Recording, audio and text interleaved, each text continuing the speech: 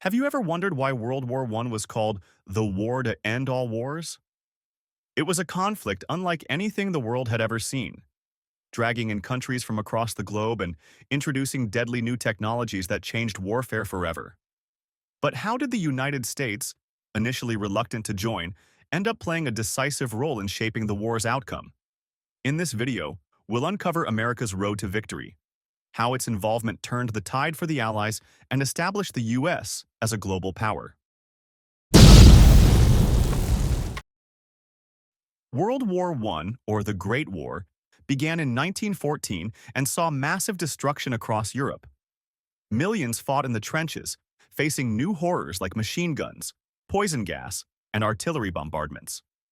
At first, the U.S. stayed neutral, but by 1917, a series of events, such as Germany's unrestricted submarine warfare and the infamous Zimmermann telegram, pushed America to enter the war. U.S. troops arrived just in time to reinforce the exhausted Allies and help shift the momentum against Germany. Stick around to see how the U.S. helped bring an end to the war and shaped the post-war world. Imagine fighting a war for years, only to have a major ally suddenly withdraw. That's exactly what happened when Russia exited World War I in 1917 after the Bolshevik Revolution. Germany saw an opportunity, and it almost changed the war's outcome. With Russia out of the war, Germany could now focus all its forces on the Western Front, launching a massive offensive in March 1918. The goal? To strike fast and defeat France before U.S. reinforcements could fully arrive. For months, German troops pushed hard, making gains, but at a steep cost. The Allies found themselves in a dire situation, desperate for reinforcements. Would the Americans arrive in time to turn things around? Let's find out in the next section. The tide was turning.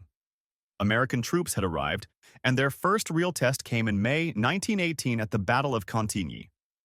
Would they hold the line and prove their strength? The answer was yes.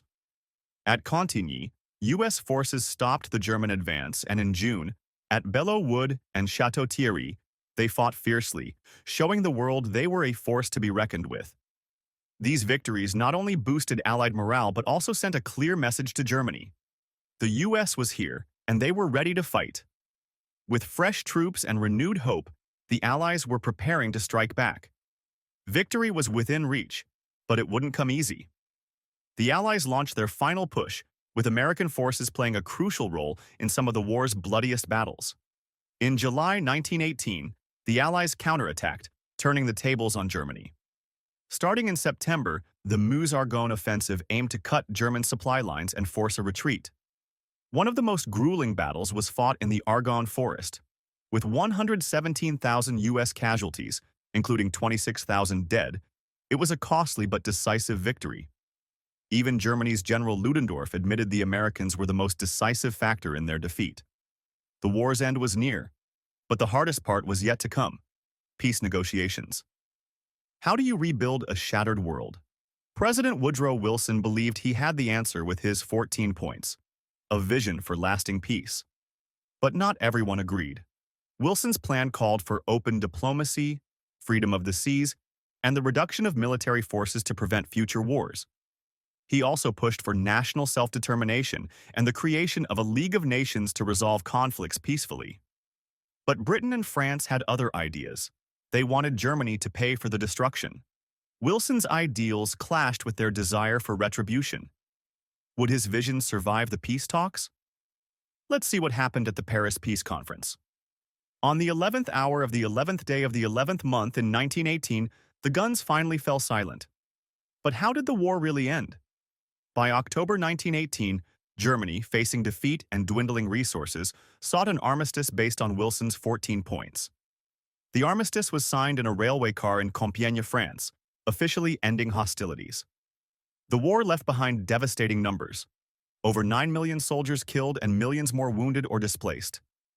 But even with the fighting over, the battle for peace had just begun. The world looked to the Paris Peace Conference in 1919 for answers. Would justice or revenge shape the future? Wilson attended in person, an unprecedented move. He was greeted as a hero in Europe, but behind closed doors, negotiations were tough. The Big Four leaders, Wilson, Lloyd George, Clemenceau, and Orlando each had different goals. Russia was notably absent due to its new communist government, and tensions were high. Clemenceau famously said, "God gave us the 10 Commandments, and we broke them. Wilson gives us the 14 points." Did the treaty pave the way for peace or another war? The Treaty of Versailles was signed, but it wasn't without controversy, especially in the U.S. The treaty imposed heavy reparations on Germany and severely restricted its military. While European leaders saw it as justice, many in the U.S. feared it would lead to future conflict. Wilson's biggest challenge came at home. Senate opposition ultimately rejected the treaty and the League of Nations. The seeds of the next global conflict had already been planted. The First World War may have ended, but its consequences shaped the 20th century in profound ways. From the economic strains leading to the Great Depression, to the rise of totalitarian regimes like Nazi Germany and Fascist Italy, the war's impact was long-lasting. Technological advancements changed warfare forever, and the collapse of empires led to further instability. Understanding this legacy is crucial to understanding our world today. So, what are the major takeaways from World War I? Let's start with the most important takeaway: the decisive role of the United States in securing Allied victory. When American forces arrived on the battlefield, they brought fresh troops, resources, and morale that tipped the scales in favor of the Allies. Battles like Meuse-Argonne and Belleau Wood proved that the U.S. was no longer an observer, but a significant force on the world stage. But winning the war was only half the battle. President Woodrow Wilson's vision for peace faced significant obstacles. Wilson's idealistic 14 points aimed to create a fair and lasting peace, promoting self-determination and open diplomacy. However, Britain and France were more focused on punishing Germany, leading to heated debates during the Paris Peace Conference. Wilson struggled not just with European leaders but also with opposition back home, where the U.S. Senate ultimately rejected his League of Nations proposal.